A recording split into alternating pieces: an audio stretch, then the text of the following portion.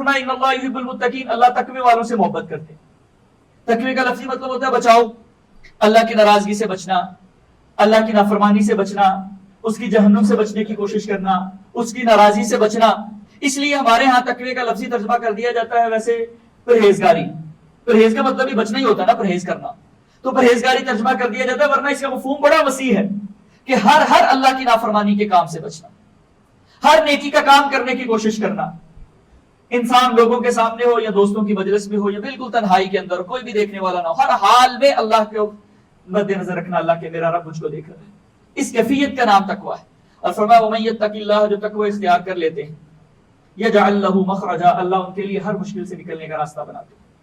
वयरज़ुक़हु मिन हैसु ला यहतसिब, अल्लाह वहां से रिज़्क़ अता करते हैं कि इंसान को गुमान भी नहीं होता। आज हम बड़े परेशान हैं रिज़्क़ के मामलात में, रोते हैं हर वक्त, कोशिशें करते हैं, मेहनतें करते हैं, बड़ी प्लानिंग्स करते हैं, बड़ी बड़ी नई टेक्निक सीखते हैं, स्किल सीखते हैं, अच्छी बात है, सारा कुछ करते हैं, लेकिन तकवा इख्तियार नहीं करते। अल्लाह कहते हैं मेरे पास भी आओ ना, रिज़्क़ के खजाने तो मैंने देने हैं, मेरी बंदगी की तरफ भी आओ।